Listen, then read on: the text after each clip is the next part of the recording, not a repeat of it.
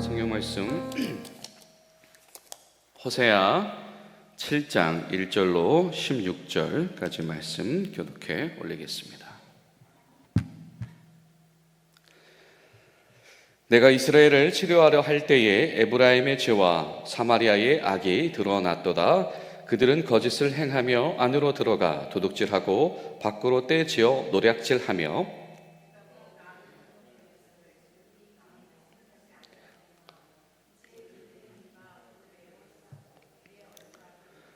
그들이 그 악으로 왕을 그 거짓말로 지도자들을 기쁘게 하는도다.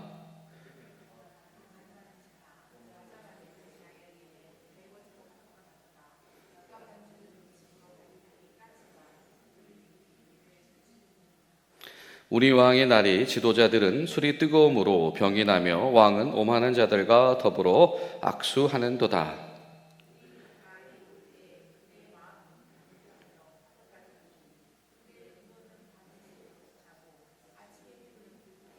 그들이 다 화덕같이 뜨거워져서 그 재판장들을 삼키며 그들의 왕들을 다 엎드러지게 하며 그들 중에는 내게 부르짖는 자가 하나도 없도다.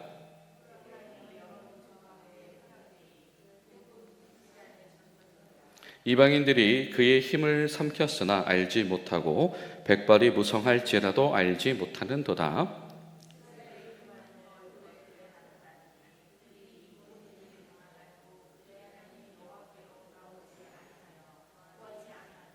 에브라임은 어리석은 비둘기같이 지혜가 없어서 애굽을 향하여 부르짖으며 아수르로 가는도다.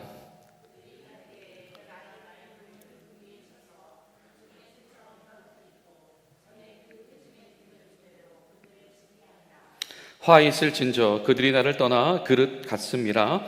패망할진저 그들이 내게 범죄하였음이라. 내가 그들을 건져주려 하나 그들이 나를 거슬러 거짓을 말하고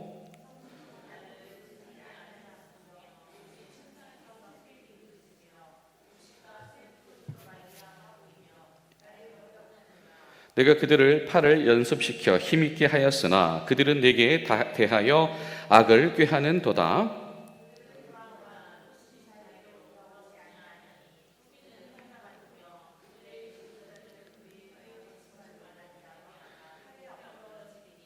이것이 애굽 땅에서 조롱거리가 되리라. 아멘.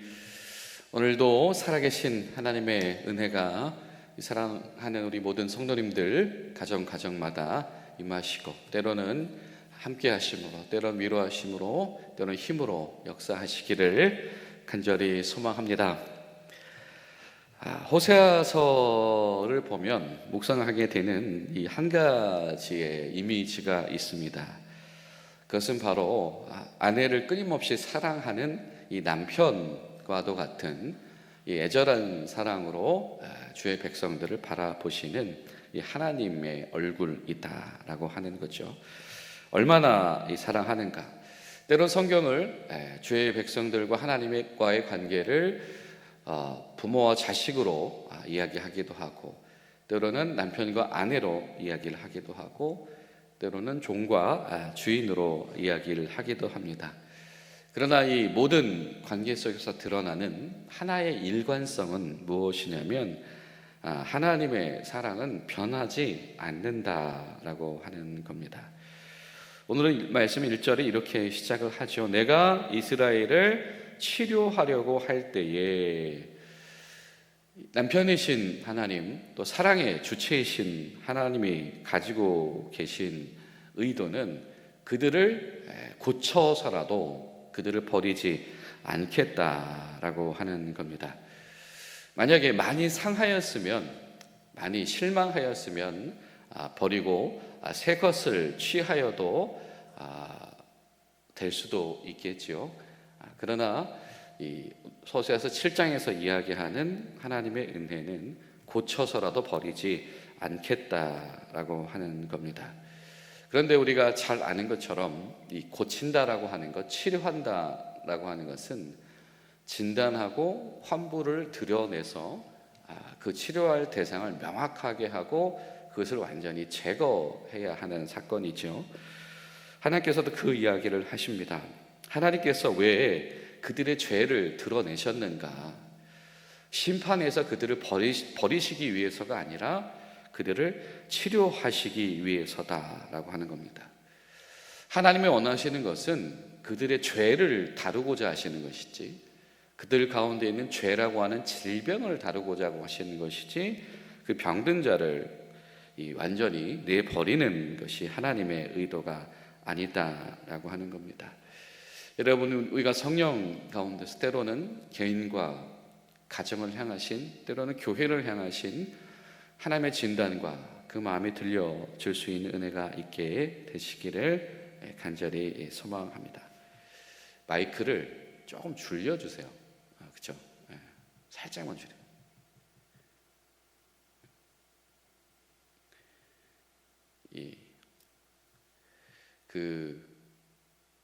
어쨌든 최적의 이 방송 상태를 내기 위해서 이렇게 연구를 하다 보니까, 그렇죠, 이 날씨에 따라서 또 이렇게 어려움들이 생기기도 합니다. 여러분 많이 이해해 주시기 바랍니다. 이스라엘은 도대체 누구인가? 지금 하나님께서 치료하시려고 하는 이스라엘은 도대체 누구인가?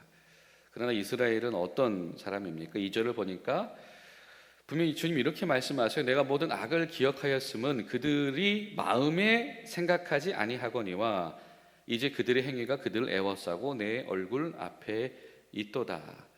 자꾸자꾸 숨기려고 한다라고 하는 겁니다. 자꾸자꾸 감추려고 하는 것이죠. 등을 돌리고 있는 것입니다. 그런데 안타깝게도 마치 우리가 속담에 까마귀가 자기 얼굴만 가리고 등을 드러낸다고 하는 것처럼, 자기는 하나님하고 직면하지 않으니까 가려졌다고 생각을 하지만 오히려 그것이 더 하나님 앞에서 명약관하게 드러나게 된다라고 하는 것. 여러분, 우리가 하나님을 외면하면, 우리가 하나님과의 관계 속에서 내가 어긋나 있으면 잠시 내 마음이 자유로울지 모릅니다. 때로는 성령께서 근심하심이 우리 가운데 경험되어져서 우리가 다른 일로 말미하여금 잠시 외면한다라고 하면 우리 마음은 그 순간은 뭔가 해방감을 느낄지 모릅니다. 그러나 오늘 성경이 우리에게 이야기하는 것은 그러면 그럴수록 하나님 앞에서는 더 드러나게 되어진다라고 하는 것이죠. 여러분, 우리가 하나님 앞에서 시편의 고백처럼 하나님 우리에게 정직한 영을 주시옵소서, 그런 마음으로 기도할 수 있는 은혜가 있게 되시기를 간절히 소망합니다. 또 3절을 보면 이런 말씀을 시작하시죠. 그들이 악으로 왕을, 그 거짓말로 지도자들을 기쁘게 한다. 이스라엘 가운데에 한 가지의 경향성이 생겼다라고 하는 겁니다. 그것은 무엇이냐면 죄 가운데에서 익숙해지고 죄 가운데에서 그것을 즐기는 그런 방향성이 생겼다. 단순히 이스라엘의 죄악이 하나님을 외면하고 등 돌리는 것 가운데 있는 것이 아니라 죄악을 확산시키고 그것을 즐기고 그 안에서 자신들만의 살아가는 방식으로 그것을 해결하려고 한다라고 하는 것이죠. 그래서 주님은 이런 표현을 쓰세요. 4절을 보면, 자, 그들은 다 가늠하는 자라 과자 만드는 자에 의해 달궈진 화덕과 같다라고 이야기를 합니다. 그런데 그가 반죽의 뭉침으로 발효되기까지만 불 일으키기를 그칠 뿐 아니라, 무슨 말을 합니까? 끊임없이 타오르게 하고 계속해서 양산하고 꺼질 줄을 모른다. 한번 불타기 시작한 죄악이라고 하는 불은, 한번 불타기 시작한 불신앙과 이 우상 숭배라고 하는 것은 한번 불 붙게 되어지면은 아주 그 안에서 너무 즐기느라고 그것이 꺼질지 모른다. 심지어는 어떻게 되는 겁니까? 7절에 보면, 자, 그들이 다 화덕같이 뜨거워져서 재판장들을 삼켰고 왕들을 엎드려지게 했으며 그 중에 내게 부르짖는 자가 하나도 없다. 결국에는 무엇입니까? 재판장들과 왕들이 쓰러졌다라고 하는 것은 그 지도자들 중에서도 아무도 이 부분에 대해서 제대로 된 리더십과 방향성을 제시하시는 이가 없었을 뿐더러 전부 다 연루되어져 있다라고 하는 겁니다. 정치적인 혼란, 그리고 그것 가운데 오는 멸망을 자초하는 일들을 향해서 가고 있으면서도 그것을 즐길 줄만 알았지 반성하는 이가 없다. 왕들이 다 쓰러졌다. 여러분, 사실 우리가 열왕기 이야기를 할 때 그 연표를 보면서도 이야기를 했었지만, 이 호세아서의 배경이 되어지는 이 북왕국 이스라엘의 특징 중에 하나가 왕권 교체가 빈번했다라고 하는 것이죠. 그리고 그 가운데 상당수는 이 쿠데타에 연루되어져 있는 사건들도 많이 있었다. 굉장히 불안정했다라고 하는 것이죠. 그런데 성경이 예언자의 소리로 그렇게 말하는 겁니다. 그들 가운데 있는 그 불안정함의 원인은 무엇이냐면 그들의 죄악이다. 그들의 현실 가운데 펼쳐진 불안정함이라고 하는 것은 하나님 앞에서 죄악을 돌이키려고 하지 않고 아무도 그것을 바로잡으려고 하지 않았기 때문이다라고 하는 겁니다. 또 8절을 보면 이런 말씀이 등장을 합니다. 에브라임이 여러 민족 가운데서 혼합되니 그는 곧 뒤집지 않는 전병이로다. 뒤집지 않은 전병이다. 에브라임을 여러 민족 가운데 혼합되어져 있는데 뒤집지 않은 전병이다. 여러분, 전병은 한쪽 면만 익혀가지고는 이게 잘 안 되잖아요. 그렇죠? 골고루 잘 익혀야 되게 되는데 한쪽 면만 익혀서는 그것이 전병이 아니라 다른 요리가 돼버리는 거죠. 그렇지 않습니까? 주변 민족들과 동화되면서 신앙적인 정체성을 잃어버렸다. 겉으로는 전병이 잘 익고 있네라고 보일지 모르겠지만 그 이면 반대편은 다 새카맣게 타버려서 전혀 활용할 수 없는 존재가 되어져 버렸다. 속은 다 우상숭배로 가득했다라고 하는 겁니다. 또 11절과 12절을 보면 이런 표현이 등장을 해요. 어리석은 비둘기 같이 지혜가 없다. 애굽을 향해서 부르짖으며 아수르로 가게 되어진다.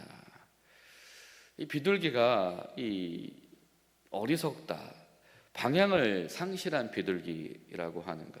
여러분, 비둘기라고 하는 것이 이 뭐 가끔 보는 새는 아닐 겁니다. 비둘기란 조류는 굉장히 친숙한 조류일 텐데, 이 비둘기가 이 사실은 뭐 강하거나 뭐 어떤 이 약육 강식의 이 지도에서 이 상위층에 포식한 존재는 아니죠.